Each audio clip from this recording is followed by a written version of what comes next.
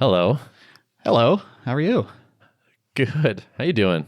You appear to have some kind of ski cap on or something. Yeah. I mean, it's a hat. It's cold in my apartment, so we have oil heat, and oil heat is ridiculously expensive and bad for the world as a bonus. So I try to keep the temperature kind of low and not burn it and more than I need to. So I have a down vest and a hat on right now. Okay, I was gonna say, is the Tuple burn rate like causing you to keep your apartment a little on the cool side? I mean, a little bit, basically. Yeah. Yeah. Yeah. Like once we have ramen profitability, maybe I can afford like a 68-degree apartment. There you go. Yeah, we'll see. But yeah, I'm good. How you doing? Pretty well. Yeah, just did a strength training workout, so I'm feeling I'm feeling physically taxed but happy right now. Nice. Yeah, you have a healthy glow about you. Yeah. I find my face gets like real red after I do all that. You have a little bit of that ruddiness too. Yes, I'm about an hour out of it and I'm still sweating. So, Nice. Yeah. All right, sweaty podcasting coming at you. I'm sure that was a pleasant image for the people. Get ready. Listening. I wish you could hear how sweaty Derrick is right now. Oh gosh, no one wants to hear that. So last episode, I jotted down a note saying that we should do a gratitude segment where we talk about what we're thankful for. And so I think we should do that. I have some things. You want me to start? Yeah, go for it. All right. So the first thing is someone reached out to me on Twitter and DM'd me and was like, hey, are you hiring anybody at Tuple? I am an early stage startup person and I have a lot of experience and I think I could do useful things. And I was like, oh, no, sorry, we're not hiring. But hey, good luck with the search. And he was like, oh, no, I'm not looking. I'm actually just like, I have a job. I'm just interested in like possibly working for you. Wow. And I was like, oh, that is a whole different thing. Yeah. Still no, but that's way flattering. And thank you so much. That was awesome to hear. Mm-hmm. So I'm super psyched that person did that. That's cool. Yeah. People are seeing what you guys are up to. And I got to admit, from the outside, it looks like you've got a pretty good thing going. Well, thanks. Yeah, I mean, I guess this is the thing with transparency is when it's good, people know it's good. Mm-hmm. Yep. We'll see what happens as it gets rockier. Right. Although it's interesting. I was on a different podcast this week, and someone said, I listened to Art of Product, and you always seem very pessimistic. Is it an act that you put on for the podcast, or is that just like who you are? And I was like, no, I think that's just some of my natural cynicism and negativity. It's definitely not fake. I always just have this kind of like, yeah, but there's this and there's that. And so something for me to work on, I think. Perhaps, but I think it's also like, I think you've gotten good at being kind of a realist and not getting like too swept up in the highs of like, you get some wins and keeping a perspective and staying humble, I think is like, yeah, that's good to err on the side of that, I think, especially when we're on this podcast and ever want to contribute to the kind of like social media effect of making it look like everything's good all the time, Definitely. So. Yeah. I don't want to like seek out the bad parts. Like this is the gratitude segment, but like there were low points of this week as well. So like I'm not having an amazing day every day. Like, and like bad news is coming in at times. So FYI, it's not all crushing it. Yeah. Yeah. All right. So do you want to do one? Mine's kind of tied in with my update of the week. So I don't know if you want to yeah. All right. I have 3, so I'll just read the other 2. Okay. Yeah. So the other one was we had a trial or had like a head-to-head trial where a company was doing like a pilot of us against a different product. And we won, it seems. So at least within the subset of the team, they said, hey, like there's more of us, but my team unanimously wants you. So our manager's going to reach out and buy. Congrats. That's huge. I mean, especially at this phase where your alpha beta stage product going head to head with someone who's presumably a little bit, longer established. I mean, that's a big deal. Yeah, that felt kind of awesome. Yeah. So that was great. And then the last thing is, and I can actually just now talk about this publicly, which is cool. We are going to be giving Tuple away to Watsi, which is a Y Combinator company. That's a nonprofit. And they have 2 big things they do. One is crowdfunding for medical procedures for people in third world countries or developing countries. So it's like, it turns out a lot of the times, like someone in wherever needs like a $300 surgery to dramatically improve their quality of life. And that's pretty easy to raise from rich Western people, but not so easy if you are in a developing place. And so they sync up they sort of put those two things together. And they're also developing a platform to help countries manage healthcare, basically manage benefits. And so they're applying like SF level software engineering on this sort of problem. It's a company, so I've donated to them before. I'm a big fan, and it was like awesome to see them like reach out to us and be like, hey, like, can we become customers? And then also be like, no, but like we'll get you in there for free. Yeah. So I'm psyched about that. That felt really good. It's one thing to donate money to a cause, and that's always, I mean, I'm sure appreciated, but you're giving something that's even more tangible than just money. It's like you're helping them, enabling them to do their job more efficiently, you know? So, totally. Yeah. So that feels great. Hopefully we're a force multiplier for good. Yeah. That's awesome. Yeah. So I'm grateful. Feeling good. Good. That's a good. You want to swap over to your thing? Sure. Yeah. So kind of this is my update for the week. The main thing I've been focused on is working with a particular team, getting them set up in level. And I would say this is the first team that is really putting it through its paces. So it's a founder friend of mine. It's a team of 10. I had an intro call with him, and he was like, yep, I'm totally, like, read the manifesto, totally sold on the premise. I mean, he just kind of fundamentally believes that the chat model is broken and workplaces in general are too distracted. So, you know, he's kind of like forward looking, like this is the direction we want to be heading, is using a tool like Level. And he also happens to be a friend, so he's willing to kind of put up with early stage product stuff in the name of heading towards that direction, right? So I had an intro call with him that went really well, and he's like, all right, cool, I'm going to introduce this to my team next week. This was a week ago. So this week they've been really getting onboarded fully. Nice. And so I'm super happy that he was willing to do this. Even more so because he kind of followed up a day later after we talked, and he's like, so I introduced Level to my team, and there are some concerns. And he actually shared, with their permission, shared some of the conversation that he had with his team. That sounds like gold. Yeah, it was total gold. And the nice thing is, like, he's built a very comfortable culture in their company. So, like, everybody is being very direct, very frank with their feelings, which from the outside perspective, it almost looked like a little bit shocking to me that, like, wow, they're being very, very raw and honest with each other. But people were disagreeing with each other or having kind of healthy debate around, like, is Level actually a good thing? Is this actually the direction we want to head because we're a remote distributed team? And are we going to feel more isolated? And what happens if I have a question? Am I not going to get answers as quickly? This will harm my productivity. And so there was a lot of back and forth. It didn't even achieve consensus, I felt like. Like, there were some people who were like, well, I'm not sold, but if we're going to try it, okay. But it was kind of already heading into this scenario where I'm a little bit on edge now because, like, this team's going to be using the product, and I know some people really would probably rather not be. And so how's this going to go, right? I was almost feeling like, dude, I can give you like an out now. Like, we can not do this if you feel like this is going to be too disruptive for your company. And his response was basically like, look, I didn't expect anyone to love the idea out the gate. I know this is how things go. Love will come later for the product, but I fully believe in this and I really want to try it. So we're going to do it. Yeah, it feels really nice to have kind of someone in my corner who's willing to take a bet on me and believes enough in what I'm doing to potentially put his team through a little bit of discomfort, you know, during this kind of phase of trying a new way of working. So you're actually a few days in now. Like, what is it looking like? Yeah, so it's looking good. So it's looking like a healthy process for me to be going through right now.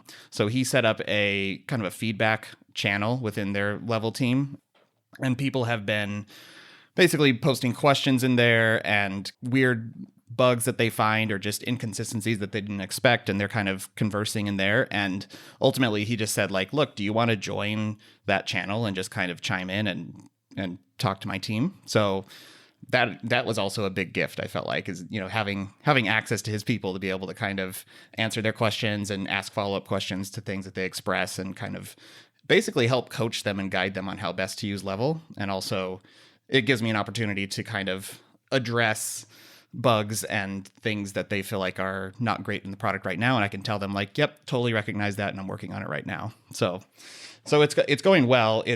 I got to build up my thick skin for this because there are things that weren't even on my radar as things that would need to get addressed right away that are like obviously bigger issues than I envisioned. So now it's like I got to try to stay calm and prioritize the list and just start tackling things as best I can. Totally. Yeah. I mean, at least there's that pressure though. Like that's positive. Like, I mean, it's keep your brain sane, but like at least you have people that care enough to want the things. Yep.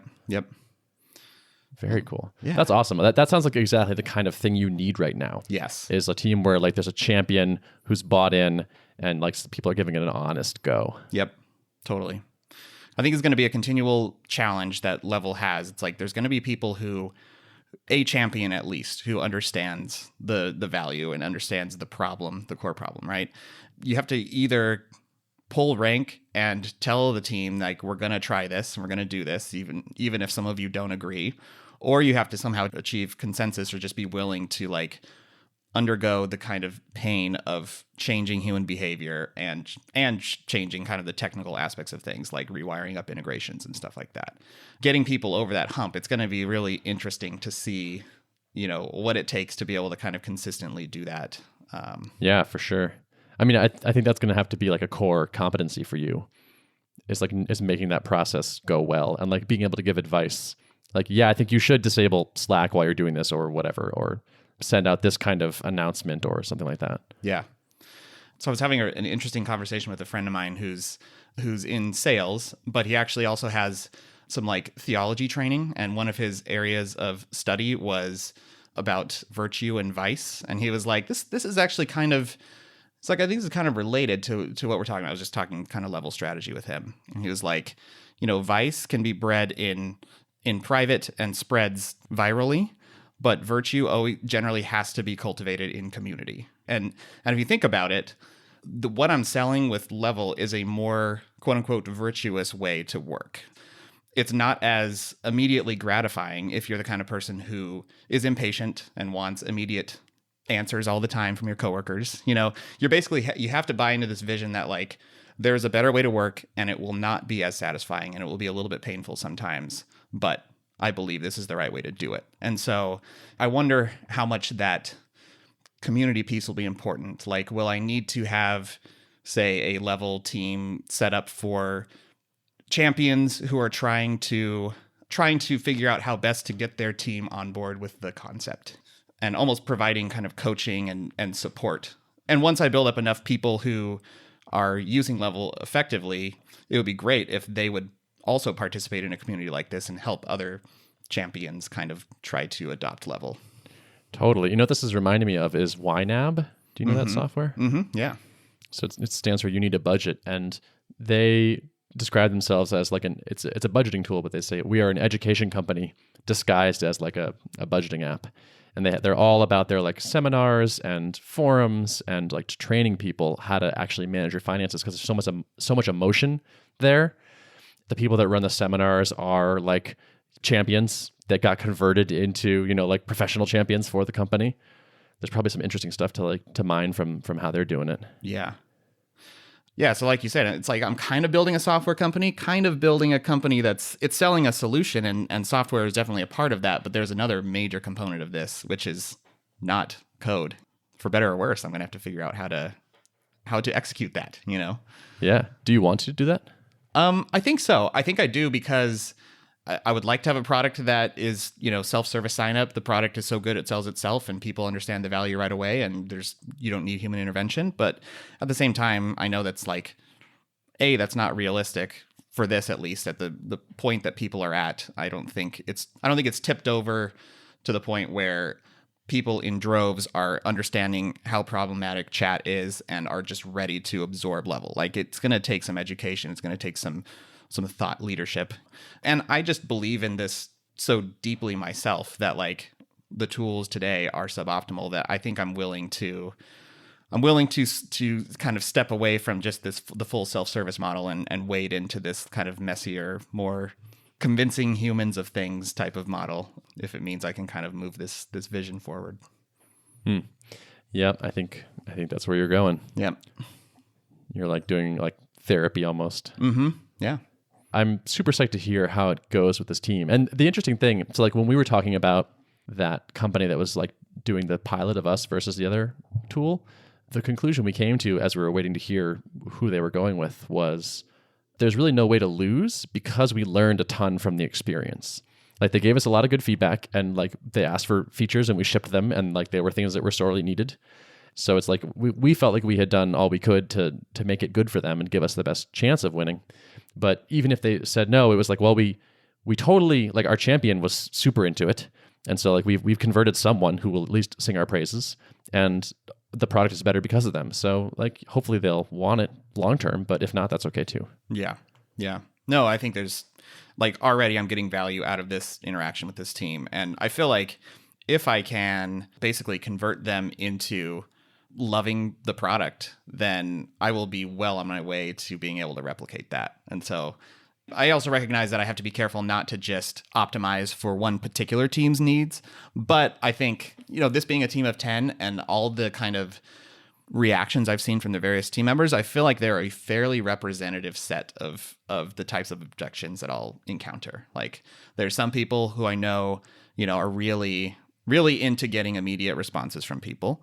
There are some people who really vibe with the manifesto and believe that distractions are bad. And then there's some people who don't want to be distracted, but also want to feel the need to follow every single conversation. So I have to figure out how to best like let the product serve their needs, but also not start producing anxiety for them. So I feel like there's just a lot of like, if I can get most people feeling very satisfied with level on this team, then I think I'm going to be in a good spot. Once you've seen it work once, that's going to be so useful for you psychologically, I think. Yes. Where it's like, okay, yes, somebody buys it and in practice it works and they want to keep using it. Okay, great. I've got the kernel here at least. I feel like I'm like trying to start a campfire right now, and I've got got a little tiny piece of newspaper on fire, and I'm like blowing on it, totally fanning it, and like once you get one little stick lit on fire, then the other sticks are more likely to light on fire, and it's like you can.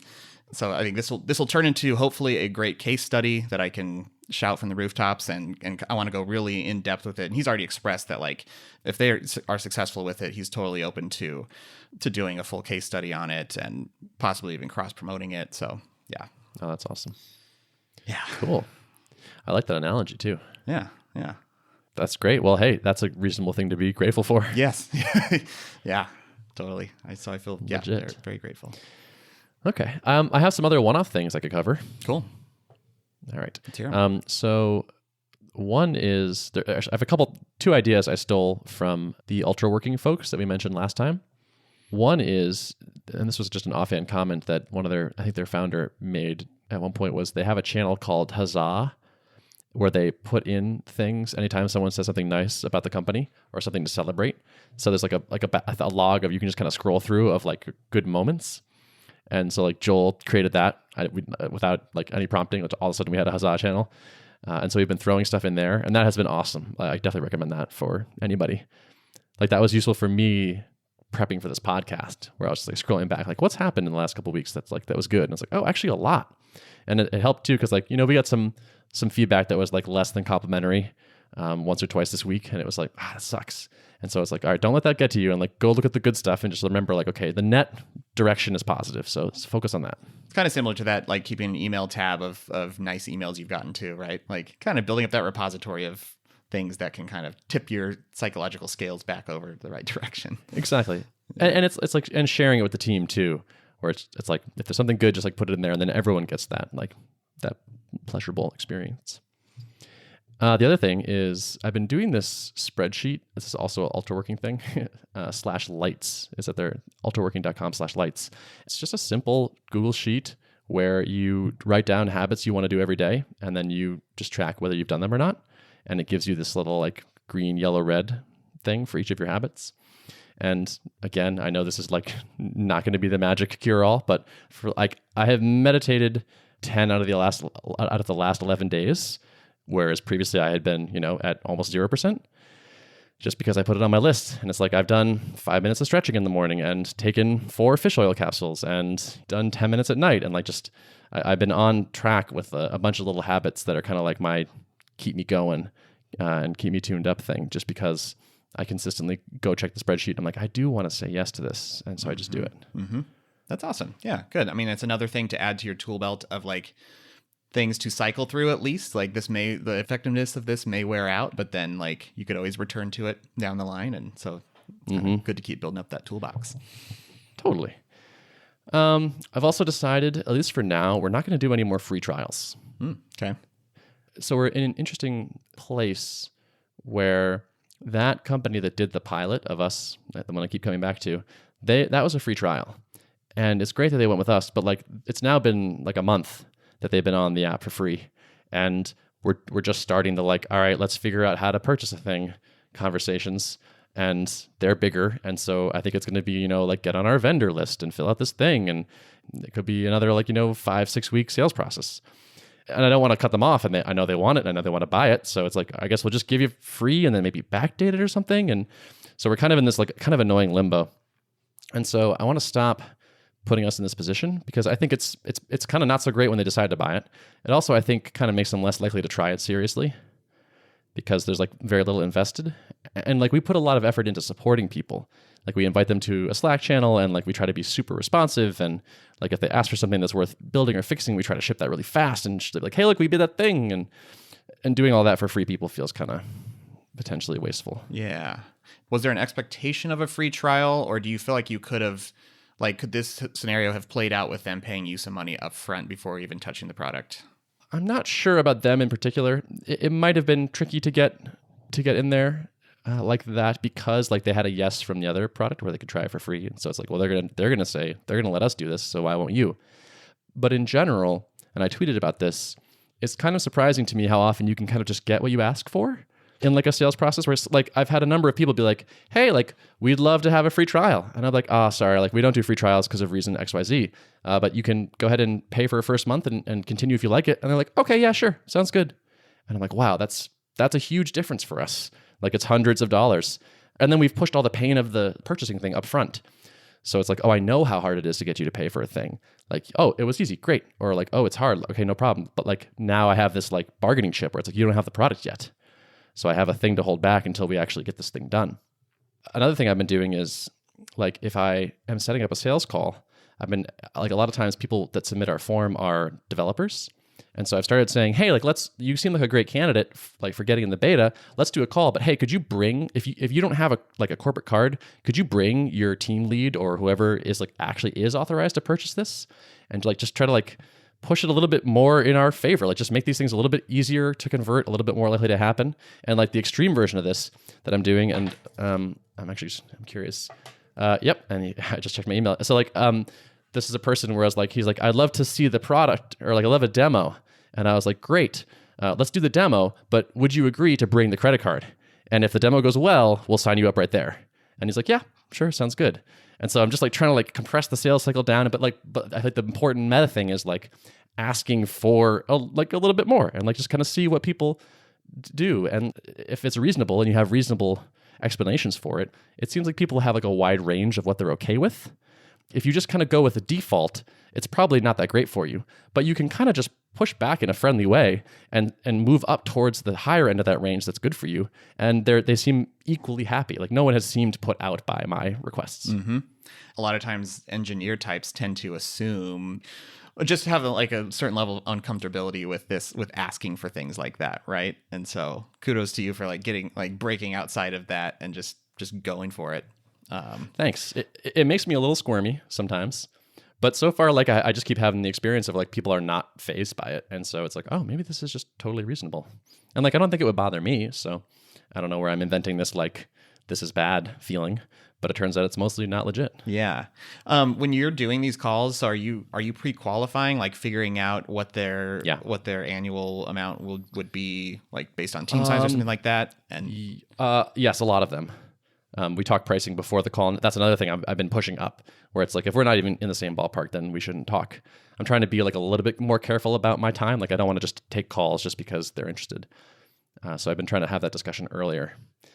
Yeah. And then also like these are people I'm reaching out to because they filled out, they signed up for our mailing list and then filled out our survey, and their answers look really promising. And so like I only reach out to a small portion of the people that actually come into our circle. Mm-hmm. Mm-hmm. Cool. So is the plan to kind of stay in this realm for a while of like you reach out once people submit your survey, you kind of control the funnel and let them in and do calls with everybody who's coming on? Like, is that kind of the plan for a while, or? Well, I don't know. We'll see. It's working pretty well. I like it. I'm enjoying it. It feels good.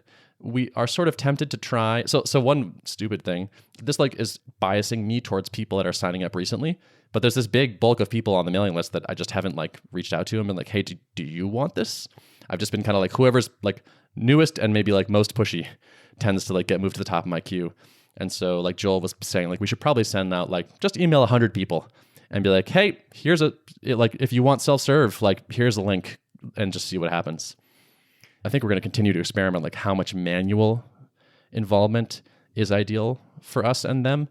And I don't think we know the answer to that yet. Yeah.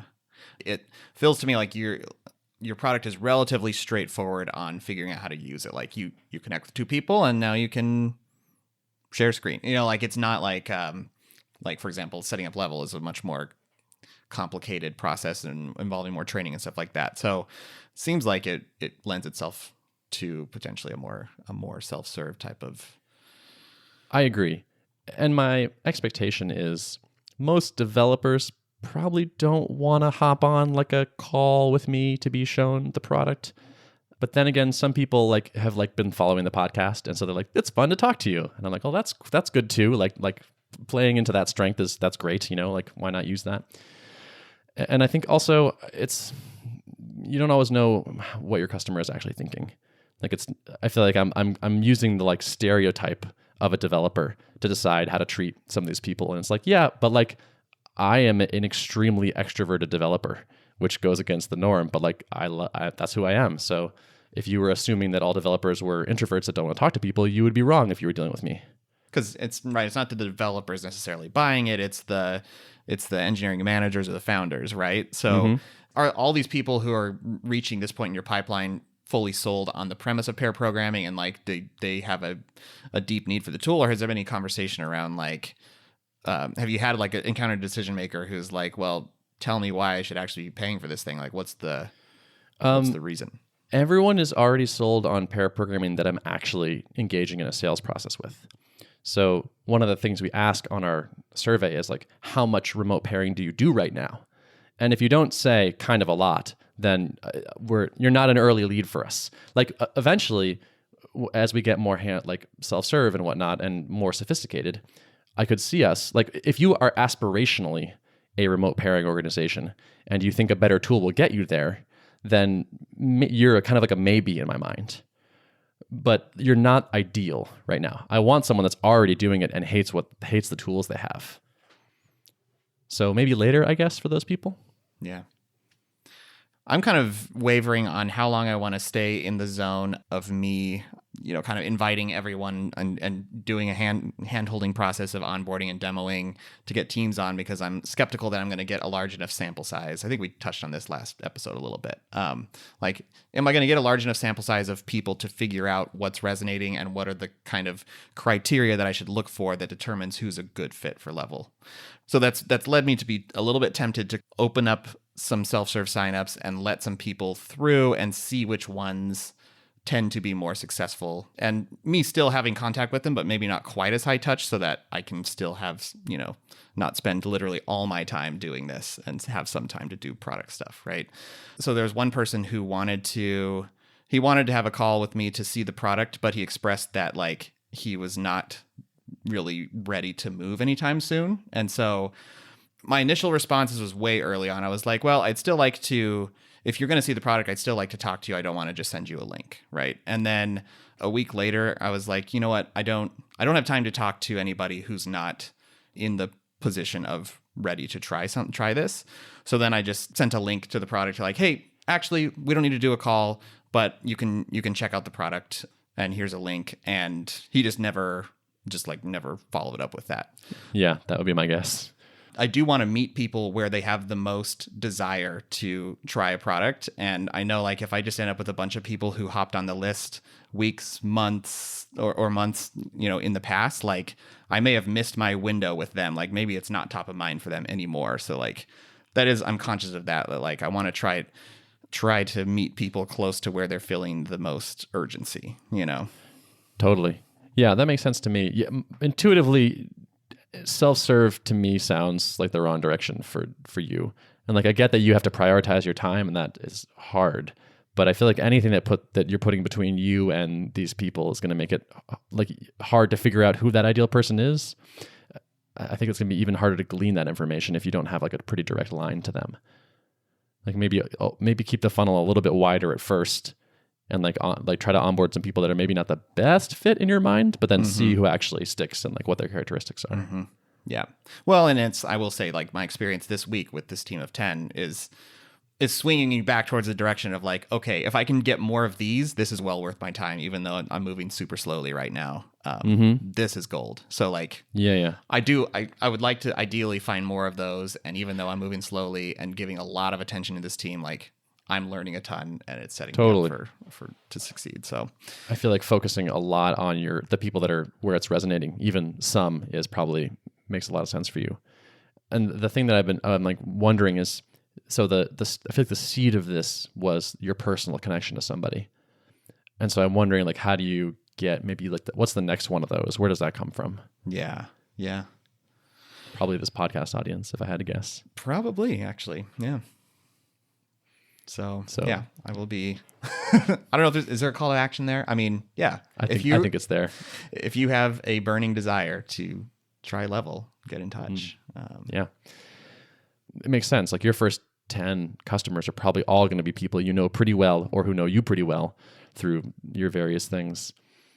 Because it takes a little bit of faith right now that like you're going to make the product good enough for them, that, you know, the bugs are going to get fixed, and that you're responsive and all that. And like this, I was tweeting about this today, where it's like, you don't just want someone to kick the tires. You want someone who's bought into your vision and who trusts you. Yeah. So you might have to kind of fight for those people, but you can I bet you could get a handful of them going. Yeah. And then the small flame will bloom into a roaring campfire. Burning resources and money and time till it consumes all. Speaking of shoveling money into a fire and such, I've been reading about Silicon Valley.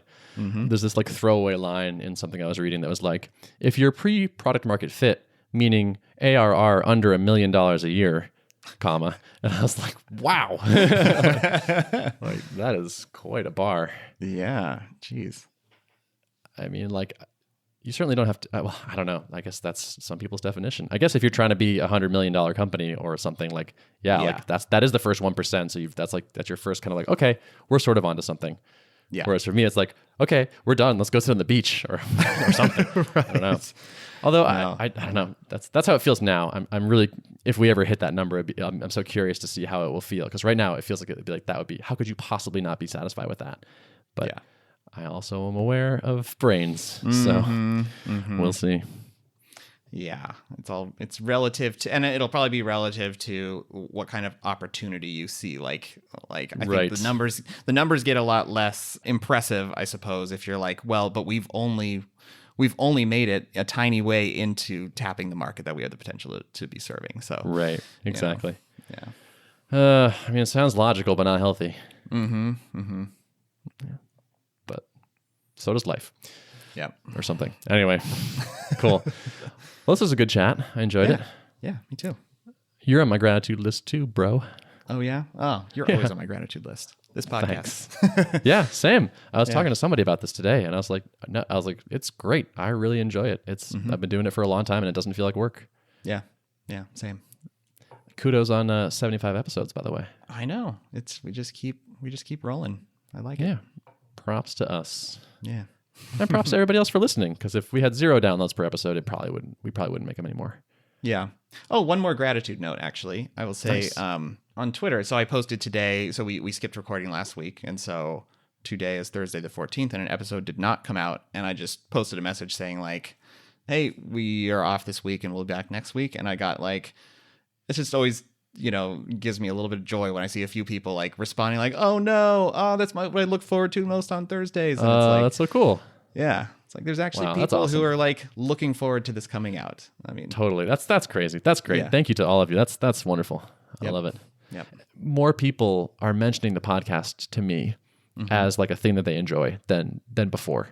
Yeah. Like I think it maybe just got more interesting as we started doing more interesting things. But I feel like more and more people have been saying explicitly that like they'll comment on something I tweet, and then they're like, also by the way, I'm really enjoying like following the story of you and Derrick. Yeah. So let's keep doing cool stuff. I'm so happy about that too. That like that we're not on some kind of like content production treadmill, having to like give advice every week, because I think I would burn out on that. One, I just don't know. 100%. I don't feel like I have that much sound advice to dole out on a weekly basis. But the fact that we can just tell our stories and people find that interesting is kind of mind blowing. Yeah, and lucky. It's nice. It feels easy. Yeah, totally. Cool. All right. Well, let's wrap it. Yeah. Show notes can be found at artofproductpodcast.com. Thanks for listening. Thanks. Bye.